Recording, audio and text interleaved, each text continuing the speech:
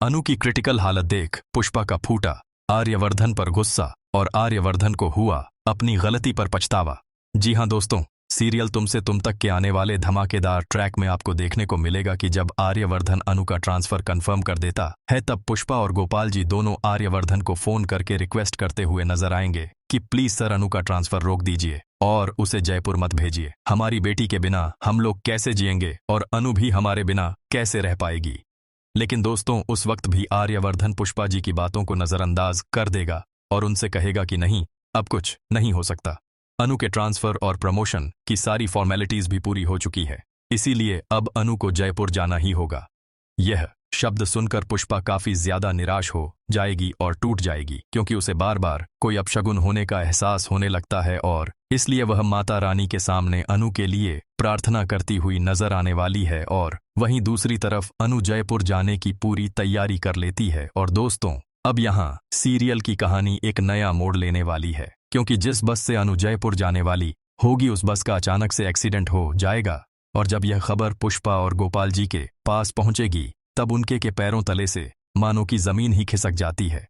दरअसल दोस्तों, हम आपको बता दें कि यहाँ पर पुष्पा को अनु के फोन से एक कॉल आएगा और वह सोचेंगी कि शायद अनु जयपुर पहुंच गई है, जिसके बाद वह खुशी खुशी फोन उठाएंगी। लेकिन दोस्तों, तभी उन्हें पता चलता है कि जिस बस से अनु जयपुर जा रही थी उसका बड़ा ही भयानक तरीके से एक्सीडेंट हो गया है। और दूसरी तरफ जैसे ही आर्यवर्धन को इस एक्सीडेंट की खबर मिलेगी तो वह सब कुछ छोड़कर उसी हॉस्पिटल की तरफ भाग खड़ा होगा जहां अनु को भर्ती किया होता है। और दोस्तों, अब यहां पर अनु की हालत काफी ज्यादा नाजुक हो जाती है। साथ ही पुष्पा और गोपाल जी वहां बैठकर रोते हुए कहेंगे कि मुझे पहले ही आभास हो रहा था और मैंने कहा भी था कि अनु को जयपुर अकेले नहीं भेजना चाहिए। और पुष्पा जी, मैंने अनु से यह भी कहा था कि मुझे अपने साथ जाने दे, लेकिन उस वक्त अनु ने मुझे मना कर दिया। फिर अब इसके बाद पुष्पा की नजरें आर्यवर्धन पर पड़ती हैं और उन्हें अपने सामने देख पुष्पा को आर्यवर्धन पर काफी ज्यादा गुस्सा आने वाला है। और दोस्तों, पुष्पा आर्यवर्धन पर जोर से चिल्लाते हुए कहेगी कि अब तो आप तो खुश हो गए ना सर, हमने आपसे कितनी रिक्वेस्ट की थी कि अनु को जयपुर मत भेजिए, लेकिन आपने तो हमारी एक भी नहीं सुनी और उसका अंजाम देखिए कि आज हमारी अनु जिंदगी और मौत के बीच जूझ रही है। आर्य सर, अगर मेरी अनु को कुछ हुआ तो मैं आपको कभी भी माफ नहीं करूंगी और हमारे साथ माता रानी भी आपको कभी माफ नहीं करेंगी। इसके बाद दोस्तों, अब आर्यवर्धन को अनु की कही हुई वह बातें याद आने लगेगी कि अगर हम दोनों 24 घंटे के अंदर एक दूसरे से बिल्कुल भी नहीं मिले तो इसका मतलब होगा कि हमारे भाग्य आपस में जुड़े हुए नहीं है।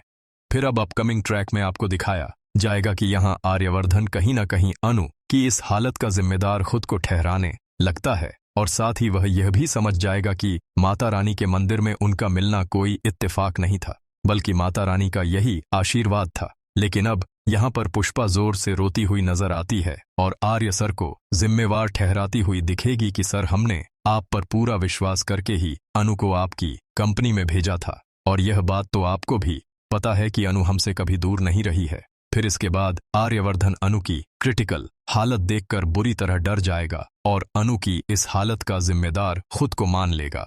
वैसे दोस्तों, क्या आपको भी यही लगता है कि अनु की यह हालत आर्यवर्धन की वजह से ही हुई है? यदि हाँ, तो कमेंट में यस लिखें और यदि नहीं तो कमेंट में नो लिखें। और इसी तरह सीरियल की लेटेस्ट अपडेट सबसे पहले देखने के लिए वीडियो के नीचे सब्सक्राइब का बटन दिखाई दे रहा होगा, उसे दबा दीजिए। जी हाँ, सब्सक्राइब बटन दबाने पर कोई पैसा नहीं लगता यार। तो अब हम मिलते हैं किसी नई वीडियो में नए ट्विस्ट के साथ। तब तक के लिए टेक केयर।